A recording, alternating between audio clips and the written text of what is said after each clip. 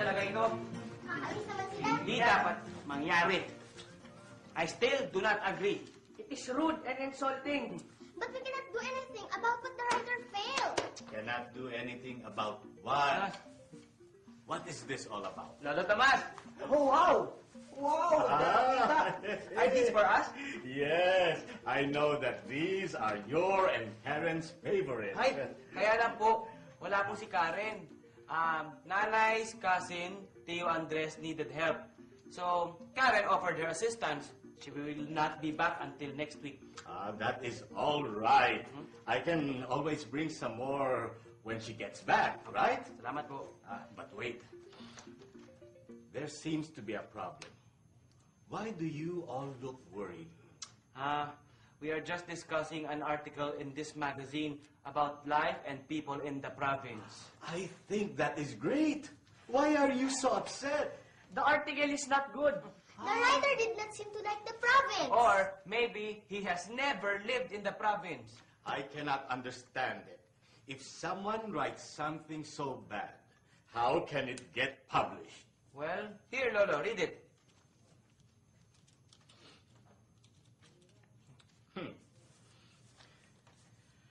A week ago, I had an unforgettable experience.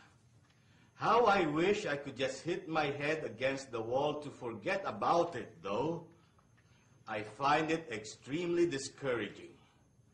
I went to visit Buslay province.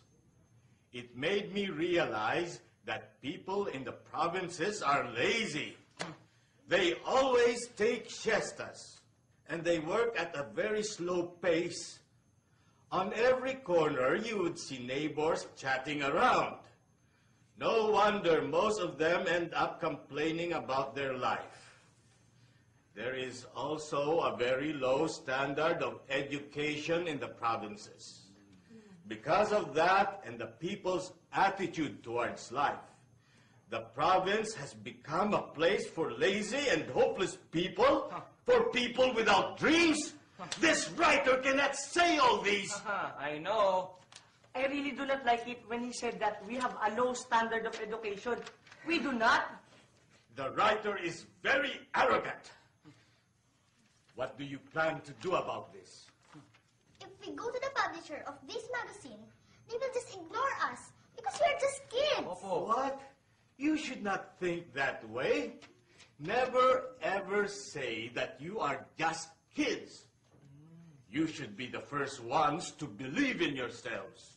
Otherwise, no one will. Well, Lolo, even if we believe in ourselves, we do not have the means to go all the way to the publisher.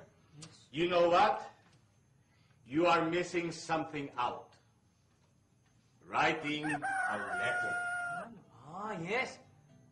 That would be the answer. Writing a letter to the editor would be a good idea to express how we feel. This is what I will write. All right. Ever dearest Miss Editor. Hello there. How are you? I hope you are doing great.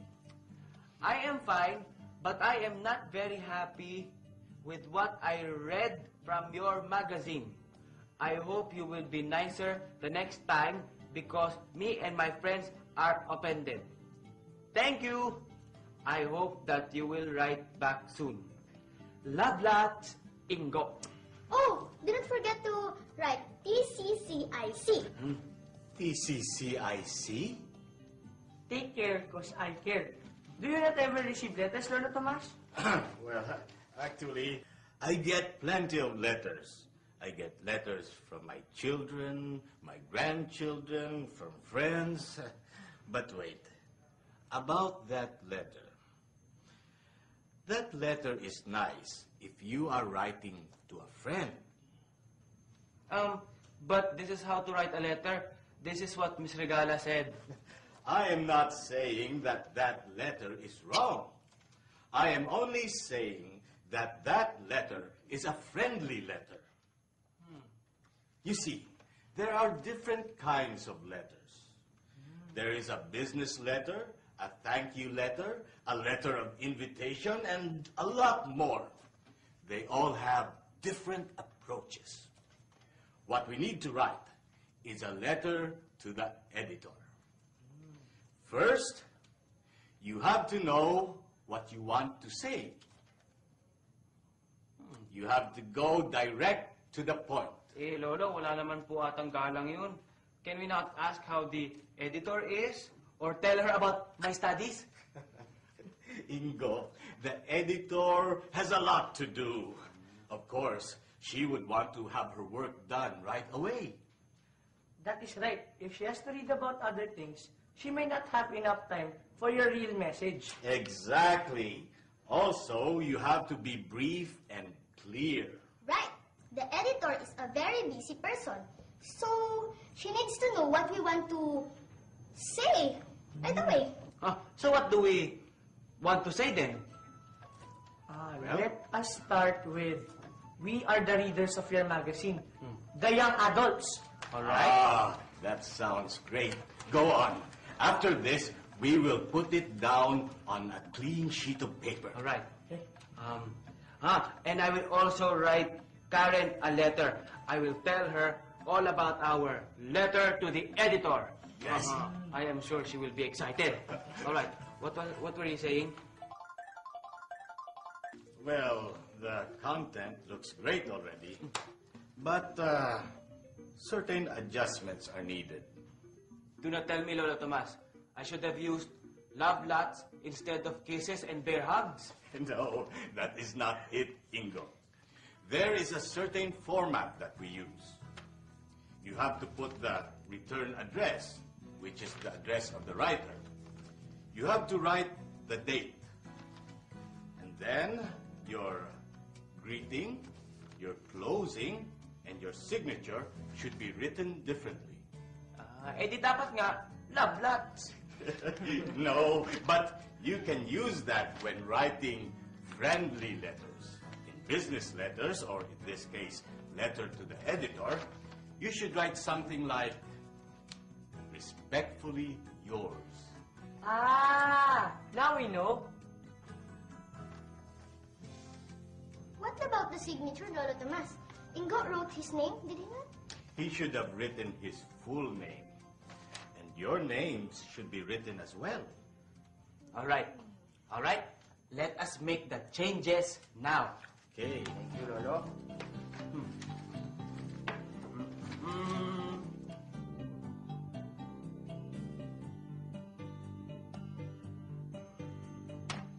All right. Let us read it now. Number 23, Masipag Road, Barangay Mapagkawang Gawa, November 17, 2002. To the editor, we are readers of your magazine, The Young Adults. We are writing concerning one of your articles, What Am I to Do? Dated November 3, 2002, issue number 104. We have found the article not only inaccurate, but also offensive for us who live in the province. The author wrote that the provincianos are lazy because they take siestas, work slowly, and always chat with their neighbors. All of these do not mean we are lazy. We take siestas because the heat of the sun would only make us weak. Working slow-paced is also the effect of the sun's heat and being in the field all day. We are also neighborly folks, and that is why we stop and talk to each other a lot. This is not merely an escape from work. The article also said that the province has a low standard of education. Thus, it becomes a place for people without dreams. This is not true of every province. In our province, we have a high standard of education. We have officials who grew up in this province who are doing great service for our hometown. Each of us has our own dreams. Ligaya wants to become the best pediatrician someday. Francisco hopes to become a lawyer. And I, Domingo, plan to put up my own school. The writer is very wrong in saying what he said. We would like to extend our disagreement about publishing such article.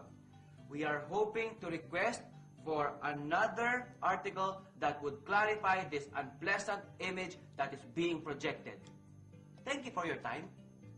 Respectfully yours, Domingo Dimagiba, Francisco Cagalangan Jr., and Ligaya Pinaglabanan. That sounds great.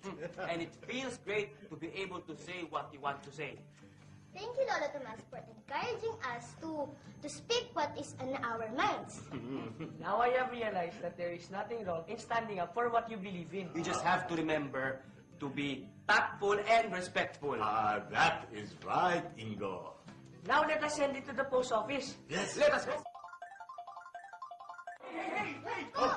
Go! The magazine. The editor answered our letter and she published it. Really? Tingnan natin. We are very pleased to hear from our young readers. We appreciate that you took the time and raised concern about the article that you have read. The Young Adult magazine would like to extend its sincere apologies for having offended some of our readers. But as we all know, each of us has the right to our own opinion, and we really appreciate that you shared yours. And because of your courage to express yourselves, I was inspired to write an article myself about seeing hope in young adults like you who speak their minds. Thank you very much. I cannot believe our names are in the magazine. Yes!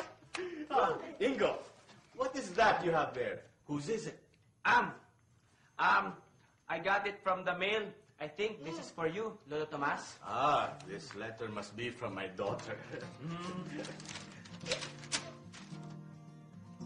Oh, it's from all of you.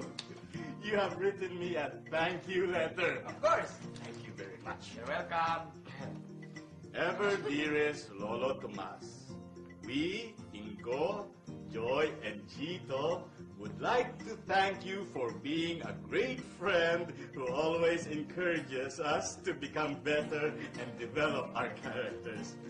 Thank you for not giving up on us, for believing in us, and for seeing hope in us no matter what.